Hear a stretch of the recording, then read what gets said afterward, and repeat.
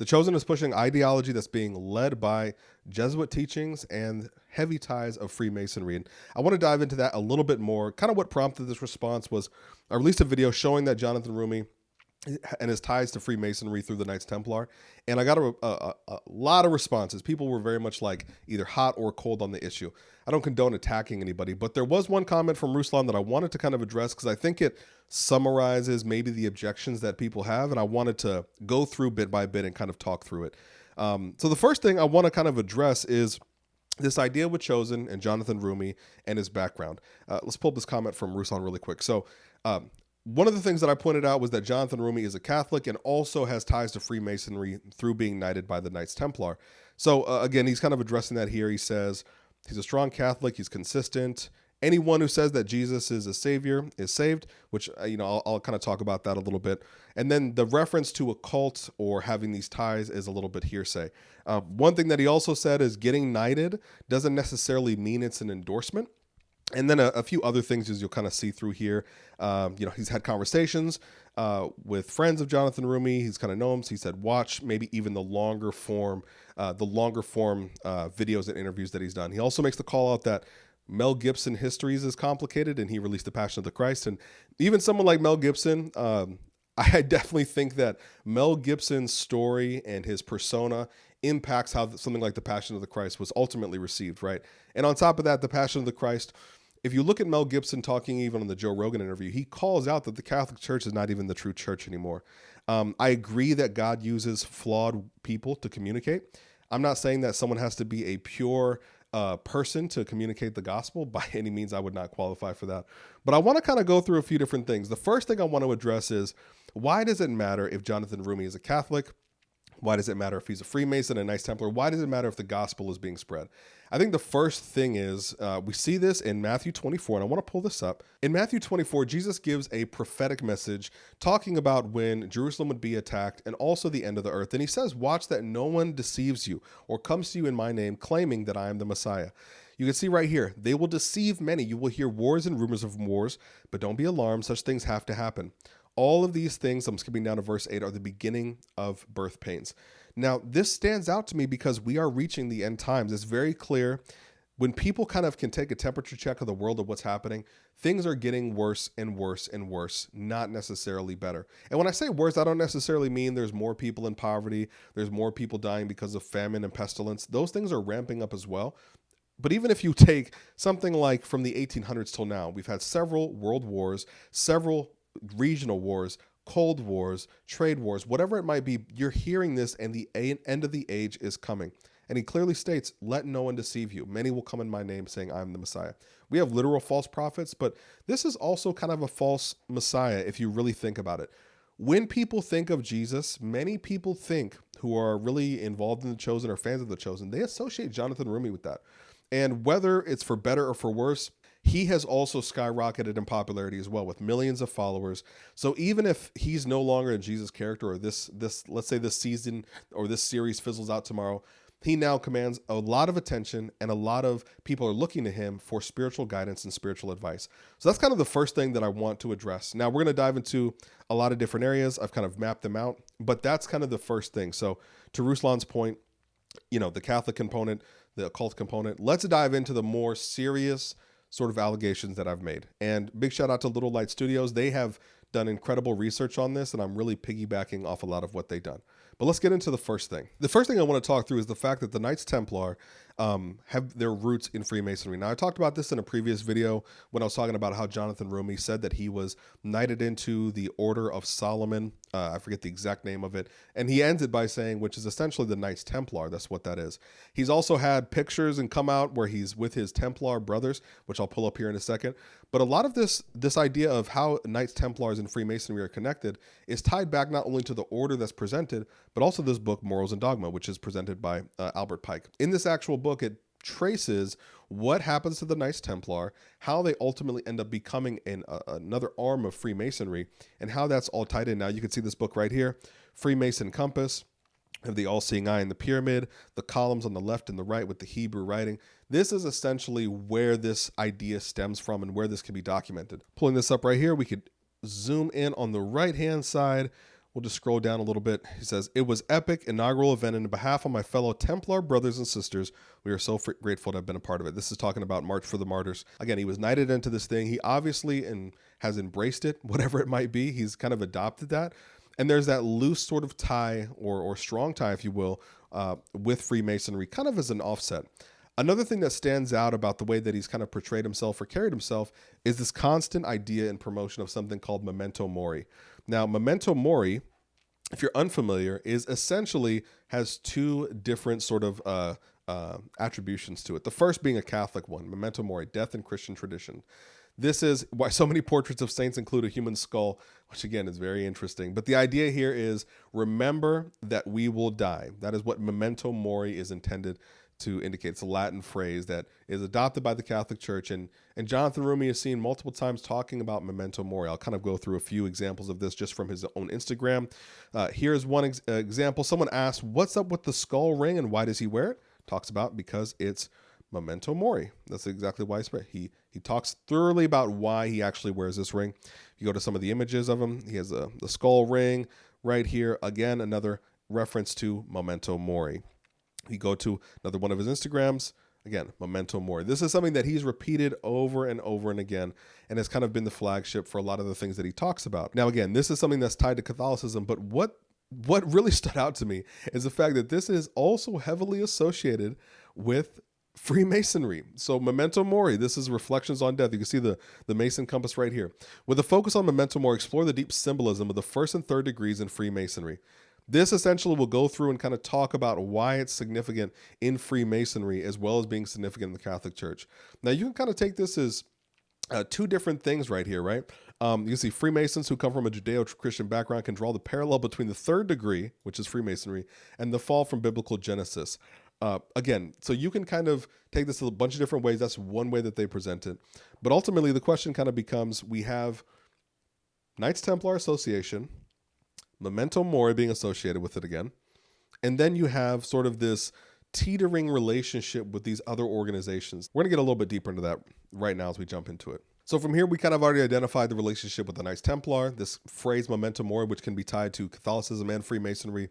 We also know that Jonathan Rumi is a member of the Knights of Columbus. Now, again, another member of another organization called the Knights of Columbus. And we can see this very clearly here as well. They were invited onto the set of The Chosen to kind of participate. You can see on set with Jonathan Rumi of The Chosen, Knights of Columbus Supreme Council. Now, since Jonathan Rumi is also a member of the Knights of Columbus, I wanted to kind of pull up and look at what their actual logo, what do they mean by this? And their logo is very interesting because right in the middle of the logo, KFC, and then you have this sort of diamond shape, and then right in the middle of the logo, what do you see? You might not be familiar with this, but this is actually a symbol for fascism. This is literally the symbol for fascism. If you Google what is a fascist symbol, you get this right here, the Republic of the Fascist Party. There's this idea of fascism. Now, what is fascism? Let's say, what is fascism? Right here. This is an ancient imperial Roman symbol of power carried by lictors in front of magistrates, a bundle of sticks featuring an axe, indicating the power over life and death. So again, we get so many of these comments that Trump is a fascist, this person's a fascist, whatever it might be.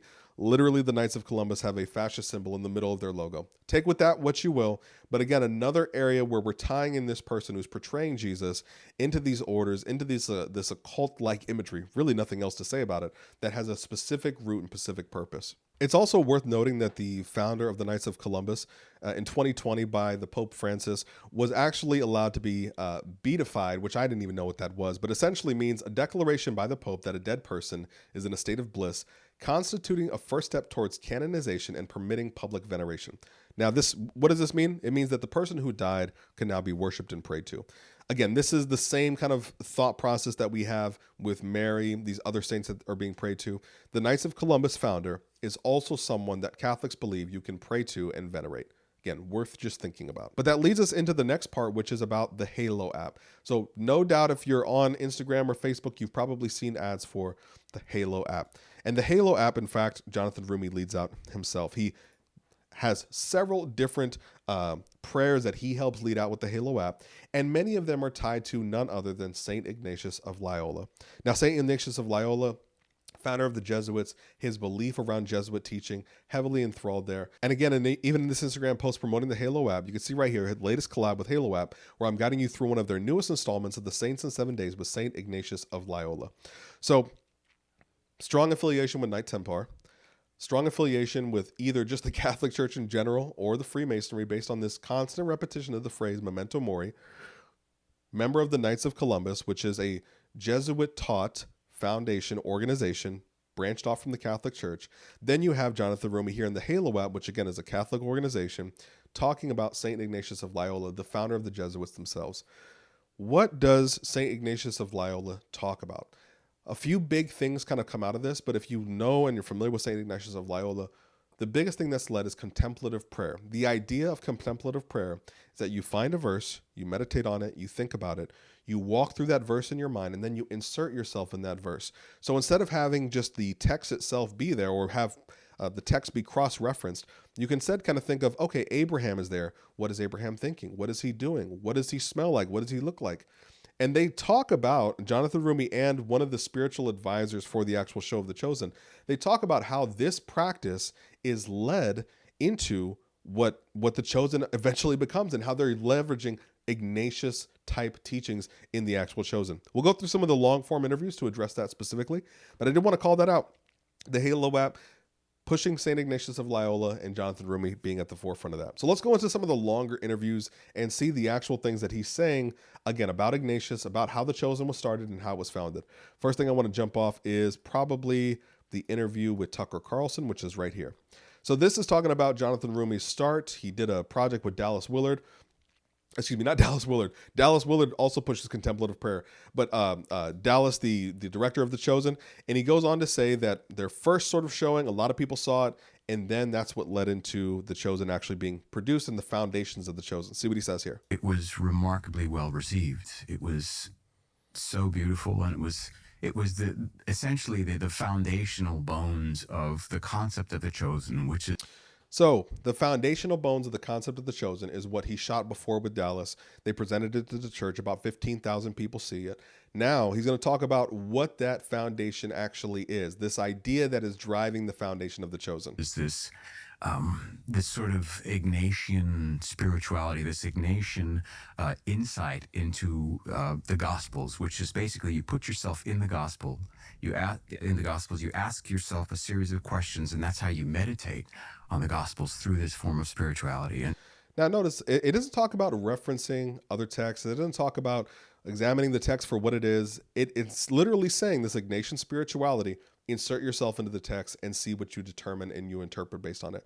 Now, St. Ignatius of Loyola, again, the founder of the Jesuits. If you're not familiar with the Jesuits' creed, there's a creed which people say that it's a fake, but there's strong evidence to prove that it's not.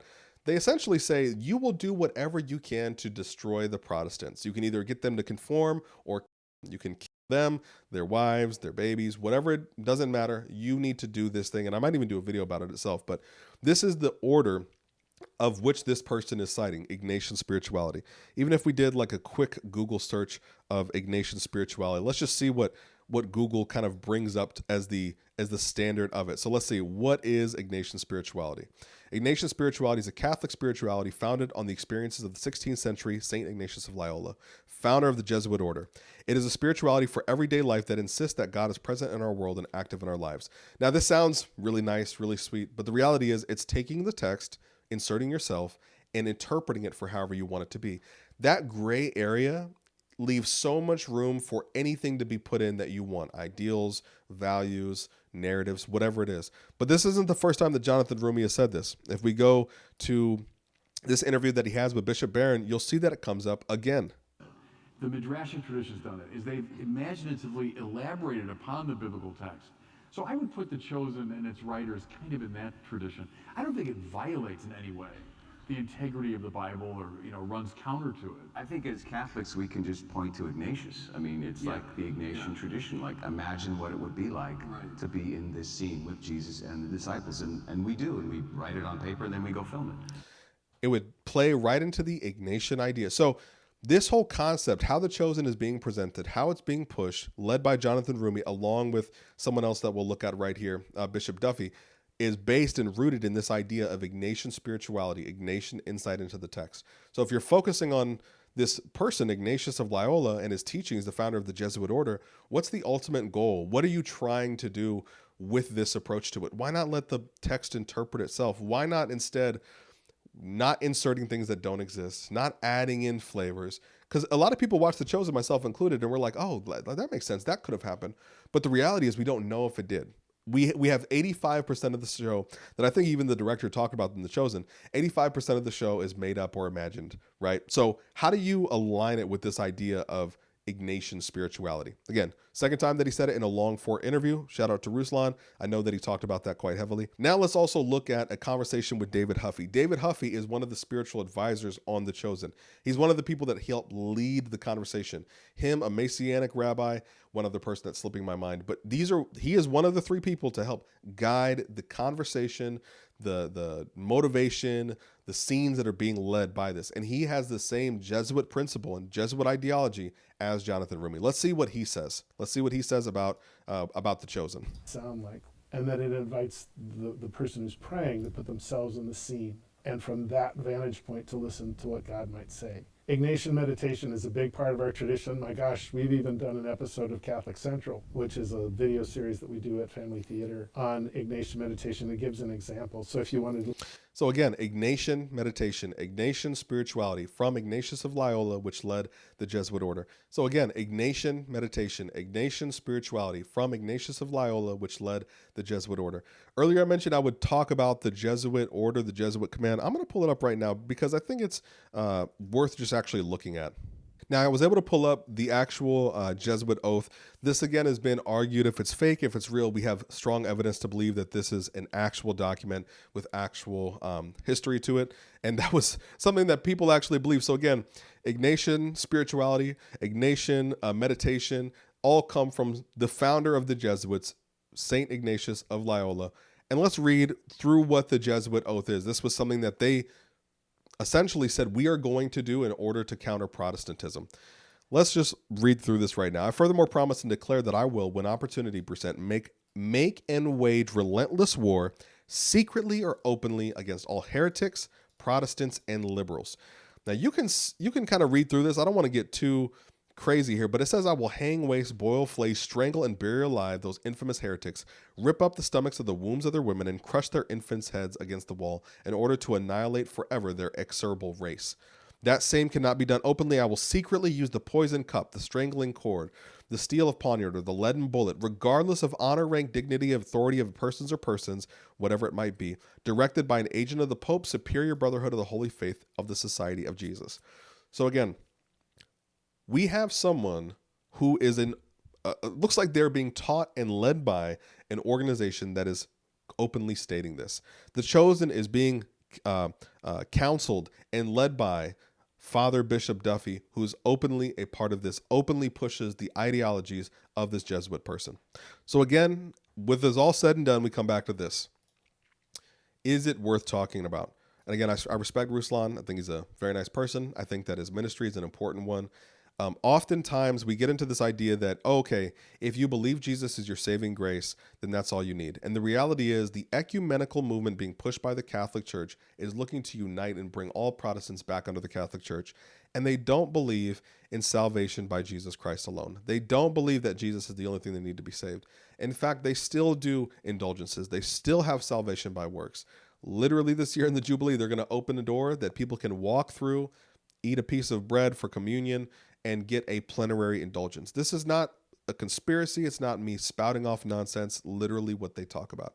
So in this case, Ruslan, if you're still listening, if you're watching this at all, I would encourage you to really take a step back and then examine this in more detail. It's uncomfortable to say, okay, the person leading the Chosen is pushing Jesuit ideology, might be a member of the Freemasons, clearly knighted by the Knights of Templar, a member of the Knights of Columbus, which believe the founder should be venerated and prayed to. It's uncomfortable to say these things because on the flip side, you have this story of Jesus being shared and driving people hopefully to their Bibles to learn more.